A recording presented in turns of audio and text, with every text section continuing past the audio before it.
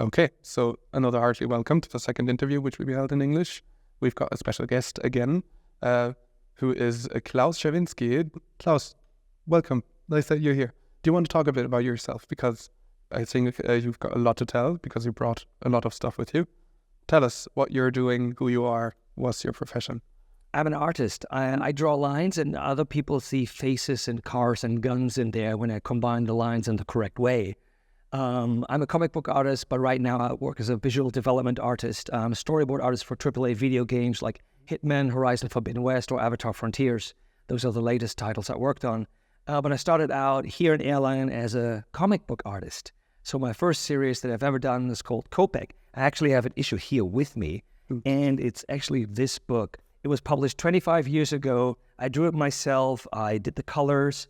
I did the lettering and the marketing.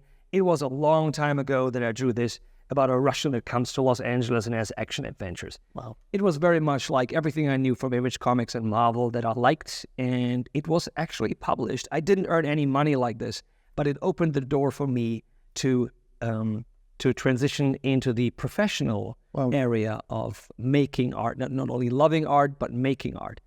And that was very good. So from then, I transitioned into pen and paper role-playing game illustrations. I worked for Shadowrun Battletech in Germany for Das Schwarze Auge, which is very much known here. Mm-hmm. And then drew comic books for G.I. Joe, Transformers, Heavy Metal Magazine. And then from there, I was at some point recruited here in Erlangen by a friend of mine who switched sides. He recruited me to be a storyboard artist on Crisis 2. That was for Crytek in Frankfurt. Hello, Crytek friends. And long time ago. So I was an employee there, and then I again moved on to be a freelancer again. So I worked on those video games I just mentioned. I live in Amsterdam these days. That's why I speak English all the time. Mm-hmm. Very natural to me. And whenever I teach, whenever I give courses about drawing or about how to survive as an artist in the games industry, I do this in English. So I reach a bigger audience this way. Yeah. So it's natural for me to just speak English. That's so cool. Yeah. Really, really interesting to hear, actually, because these are quite known names that you actually drop right now. Interesting to see one of your first works, actually.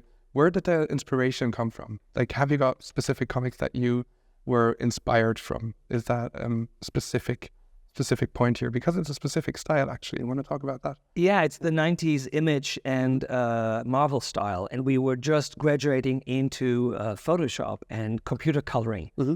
And that was really new at that point. Lettering with Photoshop as well, and lettering with Adobe Illustrator.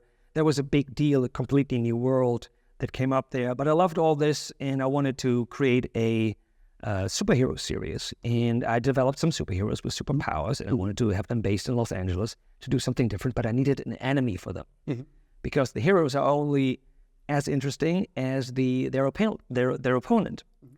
And then I designed Kopek, this Russian guy who comes to Los Angeles, and then he became more and more interesting. So at some point I was like, you know what? I'm going to make him the hero of my story instead of the superheroes. Yeah. And this is how this came about. And it opened the door for me to do stuff that I do today. For example, this is right now, it was published in Germany by Weißblechcomics.com. It's a small independent publisher. They do Horror Shocker, the only running horror anthology series, because the other one from Bastei Comics does not exist anymore.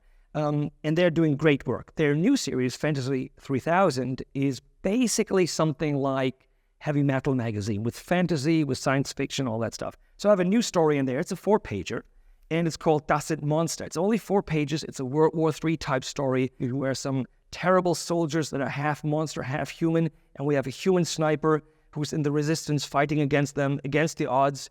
And he needs to kill those 2 monsters in order to get out of this sticky situation, to survive. But he finds out that he only has 1 bullet left. So what will he do? And you have to read the book in order to find out. Okay. And these pages, these are actually my newest pages that I did. And you can see they are lettered in the computer and all that, and they look really nifty in print. They do. And these are the original pages for it. I did those in mixed media, so pencil and ink, and some watercolor in there, and then upgraded them in Adobe Photoshop.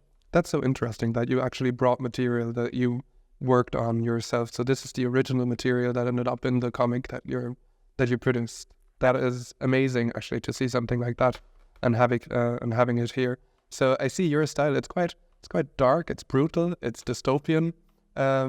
Yes, is this the main topic of your comics? Yes, it is. I draw gritty guys with guns. That's just what I do. That's what I'm good at. If you want to get somebody to draw something enormously cute, you hire that person. But if you want something gritty, you hire me. Okay. But I can also indeed do other stuff. I'm really interested in human relationships and people in difficult situations, making hard decisions. This conflict is what drives me. Telling those stories drives me. And it could be a person that just needs to decide whether they're going to eat this next donut or not. There might be a lot of story in there might be a lot of conflict, and they're just eating a donut. It could be like an internal conflict, like, damn, I've already had my calories for today. Should I really do this? Or it could be a conflict with another person. Oh, I have to get it first before Paul gets it, right? For example, or it could be a conflict with the environment, where you go like, shit, I have to get over this table in order to reach it. I can't reach the donut. A lot of conflict in the smallest things, and that's what I find interesting. Yeah, that's so cool. And drawing actually is a very good media to display these kind of conflicts. Absolutely. I mean, it's my favorite medium of all. Drawing things in comic books or storyboards are quite different.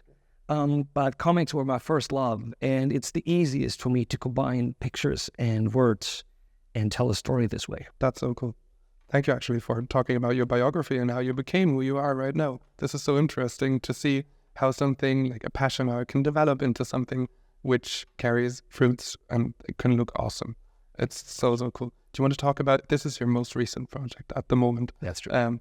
That's so cool. Is there other stuff that we can expect from you?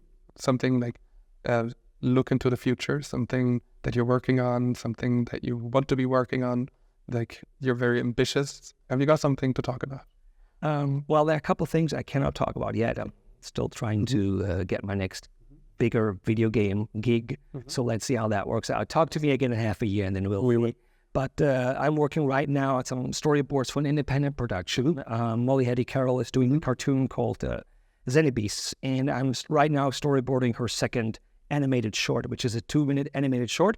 So it's a different struggle. It's supposed to be funny, and I'm German, so it's a little bit. I'm a little bit difficult, right? It's a disadvantage for Germans like us to be funny. But she's tickling that out of me, and it's really interesting to do a project like that. And something else I'm doing. I'm writing right now. I'm writing my own stories, like. They Are Monsters. It's a story I wrote myself, and I'm right now writing a World War II story. Cannot talk about that yet. Might end up a movie, might be an animated movie, or it might just be a graphic novel, because I can always fall back to my first love of comics, and they enable me to tell the story that I want to tell without only writing words. It sure is something we can be excited about. That's so cool.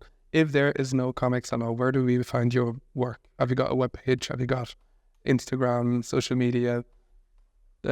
Talk about us, how we can find your work, and I'm relatively easy to find. If you just Google storyboard Klaus in one word, and you disregard all the storyboards that were made for the movie named Klaus, which I did not work on, even though I met Sergio Pablos once and thanked him for naming his movie after me.